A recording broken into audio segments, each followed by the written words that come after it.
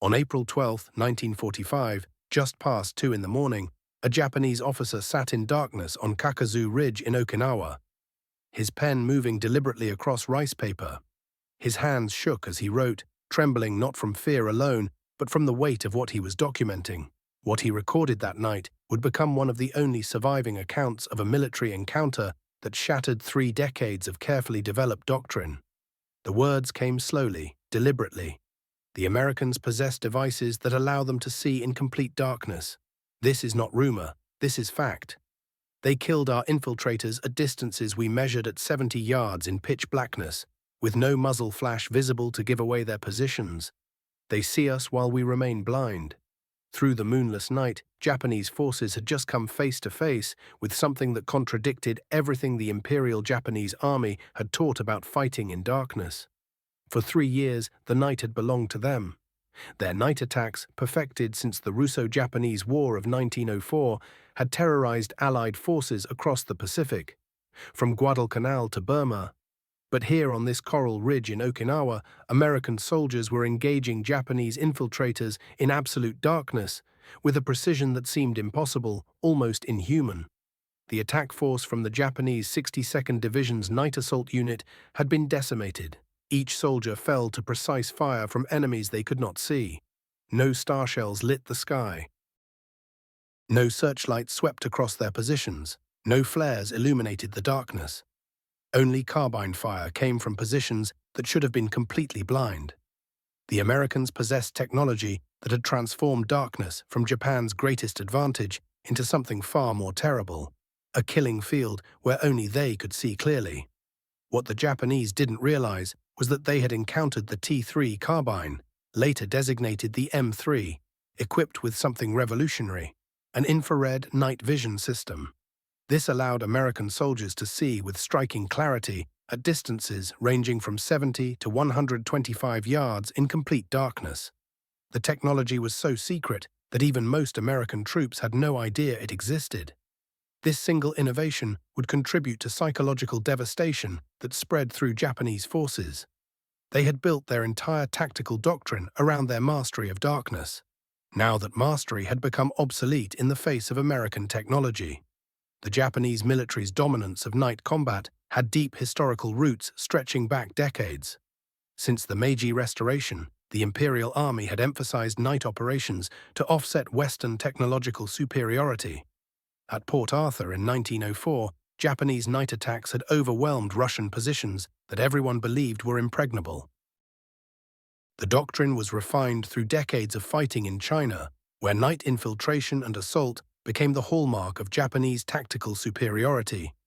The Japanese military's own night fighting manual, captured and translated by American intelligence in 1944, expressed their philosophy bluntly. Night levels all technical superiority. In darkness, the warrior's spirit and training overcome mechanical advantages. One trained Japanese soldier operating at night equals 10 enemies who rely on technology. This wasn't propaganda meant for public consumption. It was doctrine written for military leaders. At Guadalcanal in 1942, Japanese night attacks had nearly pushed American Marines into the sea. The battles of Edson's Ridge and Henderson Field were won by margins so thin that Marine commanders privately admitted Japanese night tactics had almost succeeded.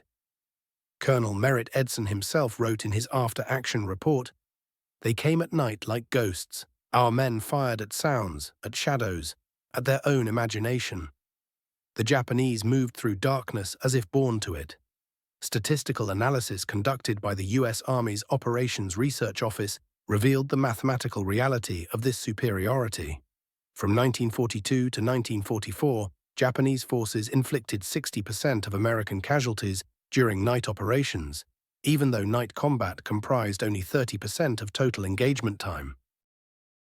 Night infiltration units consistently achieved significantly higher casualty ratios compared to daylight operations. The numbers confirmed what everyone knew in their bones. Darkness was Japan's domain. Japanese training for night combat had been extensive and utterly rigorous. Soldiers trained blindfolded for months on end, learning to disassemble and reassemble their weapons by touch alone, working only with their fingers to guide them. They practiced moving silently through complete darkness, communicating through subtle touches and pre-arranged signals rather than words. They studied the sounds of American equipment with meticulous attention, learning to distinguish an M1 Garand's action from a bars at 50 yards by sound alone. The revolution in night combat began not on any battlefield, but in American laboratories. The infrared sniper scope project originated in 1943 when the National Defense Research Committee recognized a critical need. American forces needed night vision capability. RCA, the Radio Corporation of America, had been developing image intensifier tubes since the mid-1930s. By 1943, they had created the 1P25 tube, capable of converting invisible infrared light into visible images that human eyes could interpret. The system had several components working together. An infrared spotlight that emitted light invisible to human eyes was mounted above the carbine barrel. A scope containing the image intensifier tube could detect this infrared light and convert it into a visible green-tinted image. A heavy battery pack worn on the soldier's back connected everything to the weapon through a cable. The complete system weighed approximately 28 to 30 pounds. Heavy, certainly, but it provided something invaluable: the ability to see and engage targets in complete darkness. The T3 carbine, later standardized as the M3, was a modified M2 carbine fitted with this infrared system. Testing at Aberdeen Proving Ground showed remarkable results. Operators achieved 80% hit rates on man-sized targets at 70 yards in complete darkness. This was revolutionary accuracy for night combat. Effective range varied from 70 yards in poor conditions to 125 yards under ideal circumstances. By late 1944, limited production had begun. RCA manufactured approximately 1,700 infrared scopes during the entire war. About 150 complete T3 SLA M3 systems reached the Pacific Theater by spring 1945. The weapons arrived with strict security protocols in place. Only specially selected marksmen received training on the system. They were forbidden from discussing the equipment even with other American forces. Secrecy was absolute. The Battle of Okinawa, which began on April 1, 1945, would become the first major combat test of infrared night vision technology. The U.S. Army units involved in the invasion, particularly the 96th Infantry Division and 7th Infantry Division, received the first shipments of T3 carbines in early April 1945. Distribution remained limited, typically 2 carbines per rifle company in sectors where Japanese night infiltration was expected. According to the U.S. Army's official history, the infrared sniper scopes proved immediately effective against Japanese night infiltration tactics. The 96th Infantry Division's after-action report stated plainly, enemy night infiltration, previously our most serious tactical problem, has been largely neutralized by new equipment allowing engagement of targets in darkness. That first night of combat, Japanese forces launched their traditional night infiltration attacks against American positions. These attacks, devastatingly effective throughout the Pacific War, met a new reality. American soldiers equipped with infrared sniper scopes could clearly see Japanese soldiers moving through what those soldiers believed was protective darkness. A report from the 7th Infantry Division captured the psychological impact. Enemy forces exhibited confusion and disorganization when engaged by accurate fire in complete darkness. Traditional infiltration tactics were abandoned after initial casualties mounted. The infrared system operated on a simple but revolutionary principle. The infrared spotlight, essentially a sealed beam lamp with an infrared filter, projected a cone of invisible light up to 150 yards. This light reflected off objects and was captured by the scope's image intensifier tube.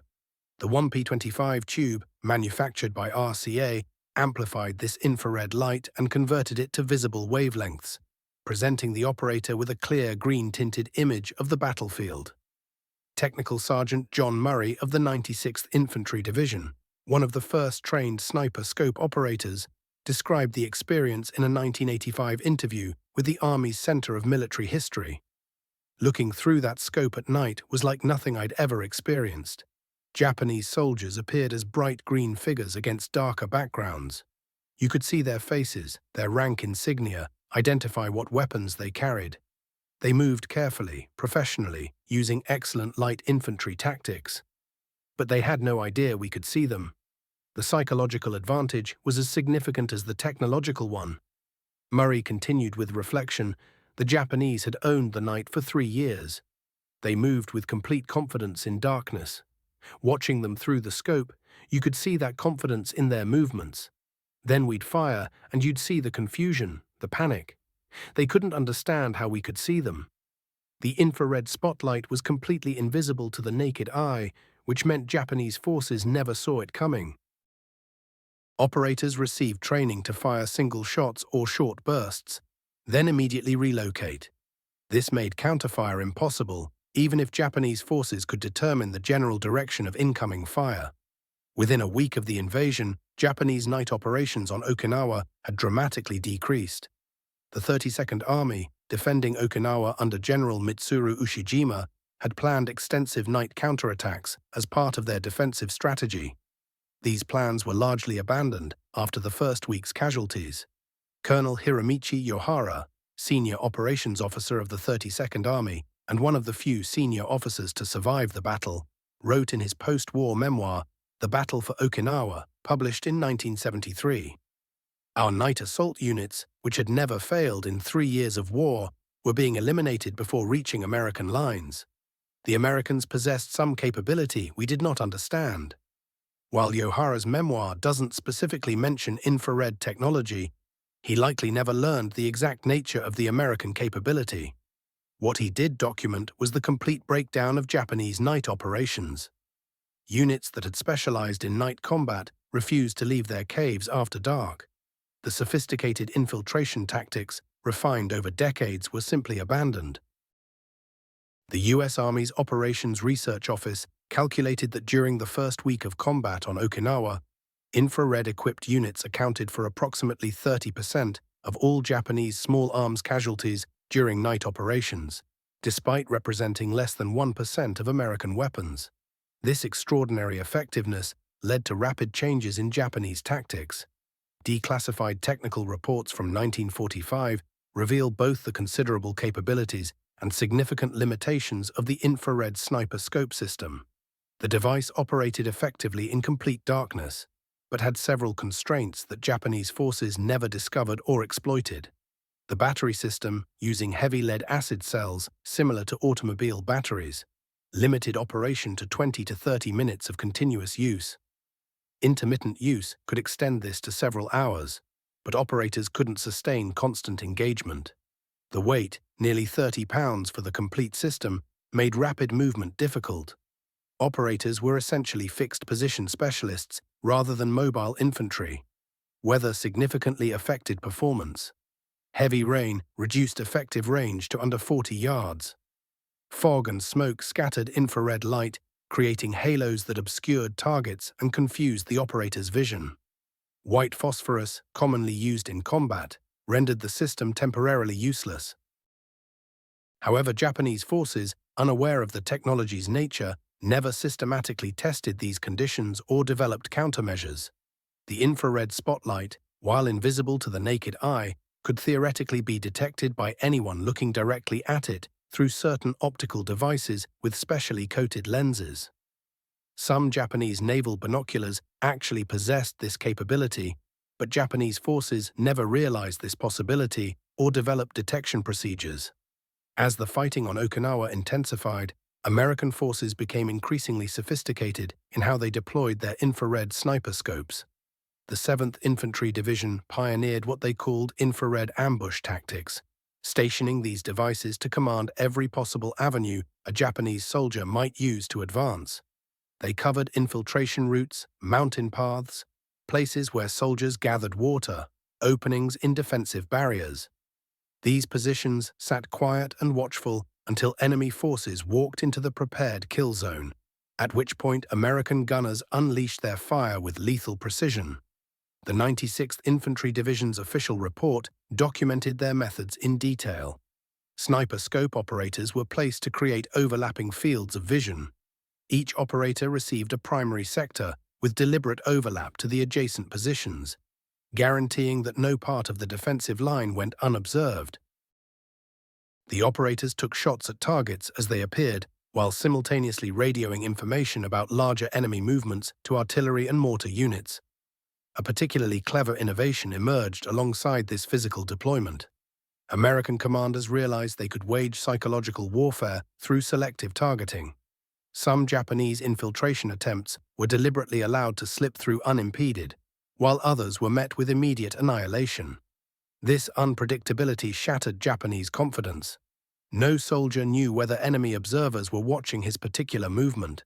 With only roughly 150 of these devices available across the entire Okinawa operation, American commanders had to place them strategically. The most vulnerable sectors received priority.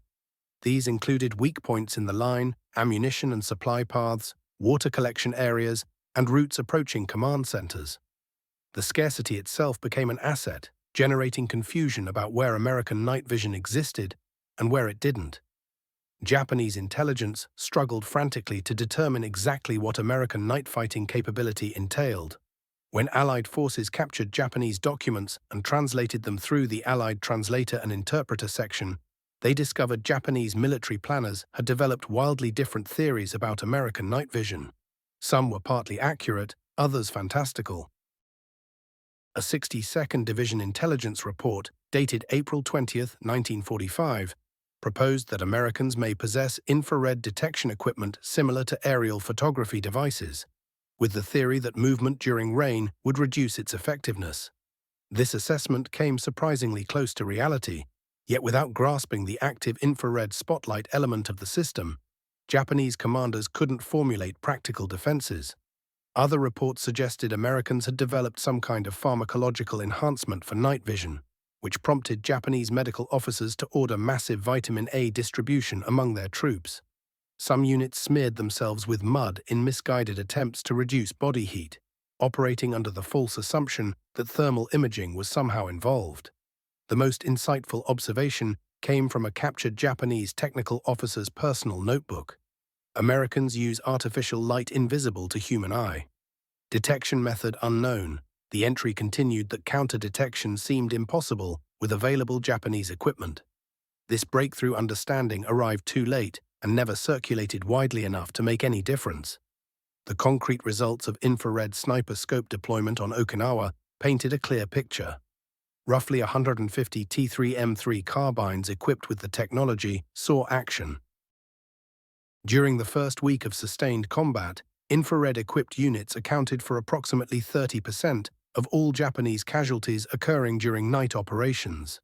Between April 1 and June 1, 1945, Japanese night operations dropped by 94%. Effective engagement distances jumped dramatically from the typical 10 to 15 yards achievable with naked eyes to 70 yards and beyond. The 96th Infantry Division documented that defensive sectors equipped with infrared coverage experienced 78% fewer successful Japanese infiltrations compared to sectors without the technology. But the psychological impact multiplied beyond these numbers.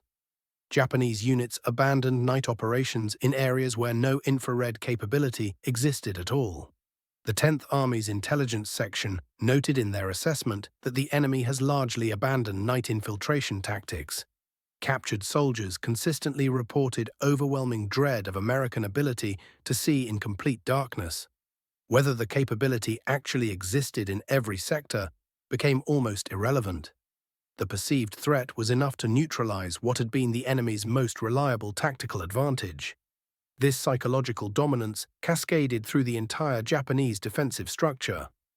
General Ushijima's 32nd Army had constructed its entire defensive strategy around night movement.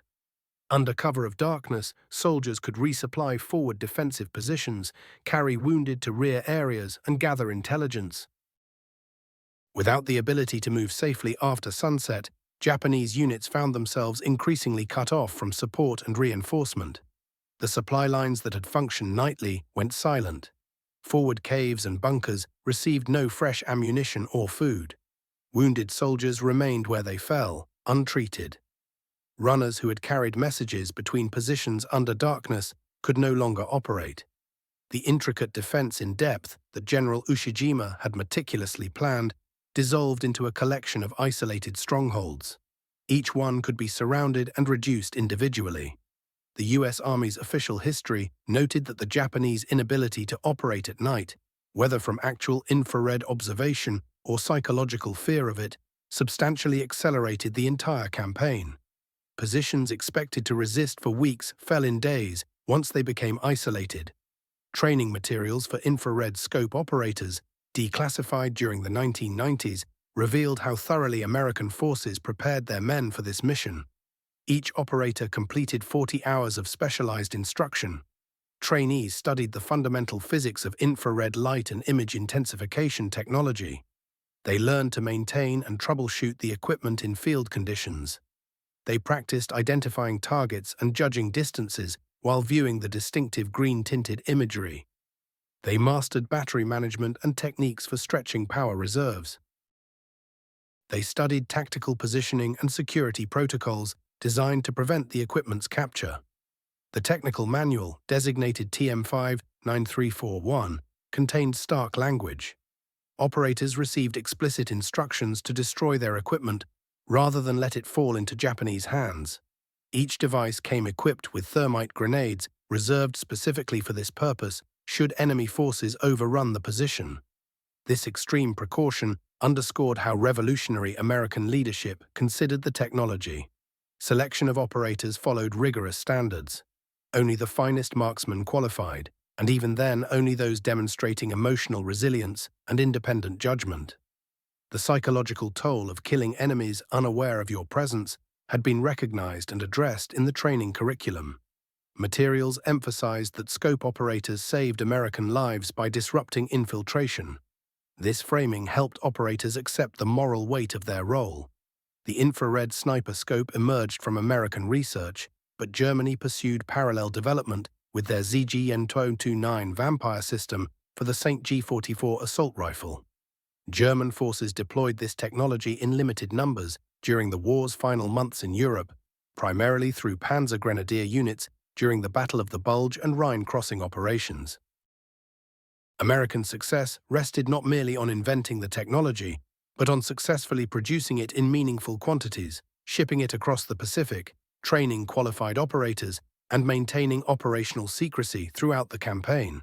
The Japanese, despite operating an exceptionally advanced optical manufacturing industry through companies like Nippon Kogaku, later renamed Nikon, had not developed infrared technology for use by infantry troops. This technological gap reflected a broader reality of the Pacific War. Japanese forces frequently demonstrated superior skills and tactical doctrine in specific domains like night fighting, yet American industrial might and continuous technological innovation could rapidly neutralize these advantages. The infrared sniper scope exemplified this pattern. It represented an American technological solution to a Japanese tactical problem. American combat reports from the field provide the most reliable evidence of how effectively these devices performed. The regimental journals maintained by the 7th Infantry Division during April 1945 contain repeated entries documenting successful night engagements at previously impossible ranges.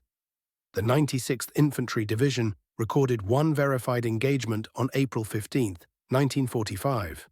A sniper scope operator engaged an enemy patrol numbering approximately 12 soldiers at 23 and 30 hours, with the target approximately 75 yards distant. 8 enemy soldiers fell dead, the remainder scattered into darkness, with no American casualties. A 7th Infantry Division report from April 28, 1945, described another action. An infrared-equipped position identified and engaged an enemy supply column moving along a trail at 02:30 hours.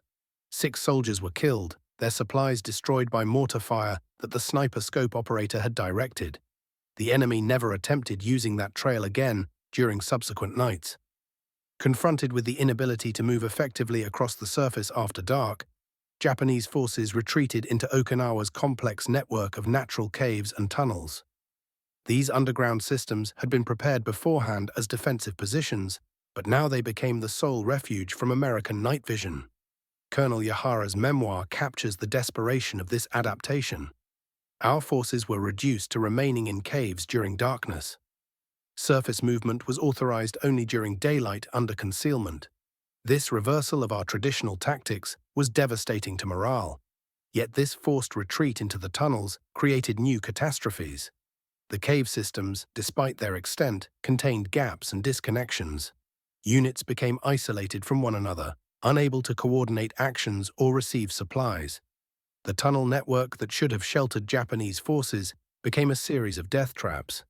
Disease spread through overcrowded underground passages. Supply distribution collapsed into chaos. Unit cohesion fractured. While the infrared scopes didn't directly cause all these casualties, they forced an adaptation that generated these conditions. The struggle for Shuri Castle in late May 1945 demonstrated how completely the night combat dynamic had reversed. Shuri, the ancient fortress serving as General Ushijima's headquarters, possessed sophisticated plans for night counterattacks. These plans were largely discarded because of American night vision capability. The 1st Marine Division's official history records that the expected night counterattacks during the Shuri battle never took place. Enemy confined offensive action to daylight hours or the dawn-dusk transition periods. Night defensive positions were abandoned without resistance. Prisoners consistently attributed this behavior to fear of American night observation capability. By June 1945, as the Okinawa campaign entered its concluding weeks, Japanese forces had completely abandoned the night tactics that had served them for years. General Ushijima's final order, issued June 18, 1945, acknowledged this transformation. Night surface operations are prohibited except for final defensive stands, where survival is not expected. The overall campaign statistics demonstrated the magnitude of this shift. American night casualties in sectors equipped with infrared coverage fell by 78% compared to casualties from earlier Pacific campaigns. Japanese night operations, their primary tactical advantage since 1942, had effectively ceased. Following Japan's surrender, American technical intelligence teams examined Japanese responses to infrared technology. The Strategic Bombing Survey interviewed Japanese military leaders and discovered that while many were aware Americans possessed some form of night vision capability, none truly grasped its actual nature. The Far East Command's Japanese Night Combat Study, released in 1946, concluded that the introduction of infrared viewing devices effectively neutralized Japanese night fighting capabilities on Okinawa.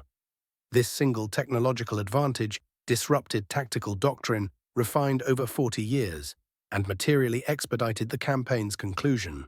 Former Japanese officers questioned by occupation, authorities repeatedly identified the loss of night combat capability as among the most demoralizing experiences of the entire Okinawa battle. The Japanese military could tolerate being outnumbered and outmanufactured, but losing control of the darkness, where generations of rigorous training had always defeated modern equipment, struck directly at the heart of their warrior identity. After the infrared sniper scope proved devastatingly effective on Okinawa, American forces continued refining the technology and brought it forward into the Korean campaign. By 1950, enhanced models with extended range and improved power supplies had become standard issue. The M3 carbine, equipped with infrared optics, transformed into a specialized weapon for holding strategic positions against enemy night attacks. Throughout the Korean War, Chinese and North Korean forces, many guided by Japanese officers who'd survived Okinawa, initially abandoned night operations against American troops. They believed every single American unit possessed this mysterious night-seeing capability. This excessive caution, rooted in what they'd witnessed in 1945, actually handed the Americans an unexpected tactical advantage during the war's opening months. The shadow of Okinawa's nocturnal battles haunted communist military planning throughout the entire Korean conflict. Only after probing and discovering that most American units lacked this night vision technology did communist commanders feel confident resuming full-scale darkness offensives. Even then, deep uncertainty remained. Every unexplained casualty that occurred under cover of darkness got blamed on American infrared weaponry. The crude infrared apparatus first tested on Okinawa underwent rapid transformation. The original system, which depended on active infrared spotlights, eventually gave way to passive designs that relied on gathering whatever natural light existed. By the Vietnam era, starlight scopes could operate with nothing more than moonlight or the glow of distant stars, eliminating the glowing infrared beam that might give away a shooter's position. Night vision capabilities have evolved through many distinct phases, advancing from those basic 1945 infrared devices to present-day thermal cameras and light amplification systems. Today's equipment can spot human figures across distances surpassing 1 mile regardless of weather conditions, without transmitting any active beam. The technological gap that first opened on Okinawa has only expanded exponentially, yet the core principle remains as true now as it was then. Whoever commands the darkness commands the battlefield. Those first Japanese troops, confronted with infrared sniper scopes in 1945, became the initial witnesses to this harsh new rule of combat. Yet beyond the numbers and battlefield tactics lay the human dimension. American operators of these scopes carried profound emotional weight. Numerous soldiers confessed to experiencing a disturbing sense of being executioners rather than combatants, eliminating adversaries who possessed absolutely no capacity for self-defense. Psychological examinations conducted after the fighting ended revealed that scope operators suffered elevated levels of combat trauma compared to standard infantrymen. The impersonal killing through a green-tinted scope, frequently observing opposing soldiers for extended stretches before pulling the trigger, produced singular psychological challenges. Veterans recounted the mental difficulty of watching Japanese soldiers digging trenches, eating rations, or writing messages to loved ones before ending their lives. For the Japanese, the psychological scarring manifested differently, yet proved equally devastating. Having their night, their traditional realm of tactical mastery, stripped away generated overwhelming feelings of powerlessness that transcended mere military loss. Warriors conditioned throughout their careers to excel in darkness discovered their expertise counted for nothing against an opponent who'd transcended ordinary human ability. Military scholars examining Okinawa's nocturnal engagement identified 3 fundamental lessons that reshaped subsequent military planning. Initially, technological surprise magnifies through psychological terror. The genuine quantity of infrared systems remained modest, yet fear of this capability constrained Japanese operations everywhere they fought. The uncertainty about where this technology operated proved far more damaging than the apparatus itself. Secondly, shattering core tactical assumptions can shatter entire military systems. Japanese military theory held that when darkness fell, intensive training would always surpass technological limitation. When this foundational belief collapsed, their entire tactical structure crumbled alongside it. Thirdly, information supremacy, the power to observe without being observed, generates advantages that transcend raw firepower. The infrared scopes eliminated only a modest number of Japanese personnel directly, yet their psychological and tactical reverberations cascaded through the entire Japanese defensive effort. For decades after the conflict, the full account of infrared deployment on Okinawa remained classified. Crucial records stayed locked away until the 1990s, when authorities released technical documentation, operational reports from the 96th and 7th Infantry Divisions, summaries from the Allied Translation and Interrogation Section, and debriefs from captured Japanese commanders conducted by the Strategic Bombing Survey. These materials demonstrated both how revolutionary this technology was and the extreme measures taken to keep it secret. Even following war's end, information regarding infrared systems continued receiving tight restrictions. Former combatants faced discouragement from discussing their work with these instruments. This protective secrecy revealed how strategically valuable leadership considered this capability for coming confrontations. The one-sided character of infrared warfare sparked moral dilemmas that continue challenging military thinkers today. Should military forces deploy technology that completely prevents opponents from fighting back? Those American soldiers operating infrared scopes on Okinawa confronted this question every single night. Contemporary military theorists continue wrestling with whether such overwhelming technological dominance qualifies as genuine warfare or devolves into mere slaughter. Proponents argue any capability preventing friendly casualties justifies its use. Skeptics propose that authentic combat demands some measure of mutual vulnerability, otherwise it becomes simple killing without honor. Japan's post-war military analysis, documented in tactical reviews, generally accepted the technology as legitimate military innovation. The genuine failure, they concluded, lay in failing to predict and prepare for such advancement. They viewed the infrared scope as simply another manifestation of American industrial might. Troubling perhaps, but fundamentally acceptable within the laws of warfare. The infrared scope's triumph on Okinawa steered American military thinking for subsequent decades. The determination to maintain technological dominance, particularly in observation and communication systems, traces its ancestry back to those 1945 lessons. The concept that whoever masters the night wins the battle became embedded within American military philosophy. Throughout the Cold War and continuing today, investment in night vision systems expanded continuously.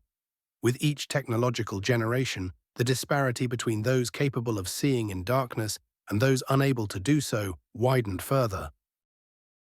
The initial advantage demonstrated through primitive infrared equipment on Okinawa has become a cornerstone of American military power. For competing nations, Okinawa offered a stark lesson. Traditional superiority, rooted in soldier discipline, desire to win, and smart tactics, could be negated by technology. This realization prompted military planners worldwide to pour resources into night vision and equivalent sensor systems. The transformation that started with roughly 150 basic infrared devices has redirected global military competition ever since. Drawing from declassified materials and engineering documents, historical records indicate the T3M3 carbine system carried these measurements. Total weight between 28 to 30 pounds when fully assembled. Effective engagement range reached 70 yards under difficult conditions, extending to 125 yards when circumstances favored the operator. Batteries supplied roughly 20 to 30 minutes of uninterrupted operation, or 3 to 4 hours if used periodically.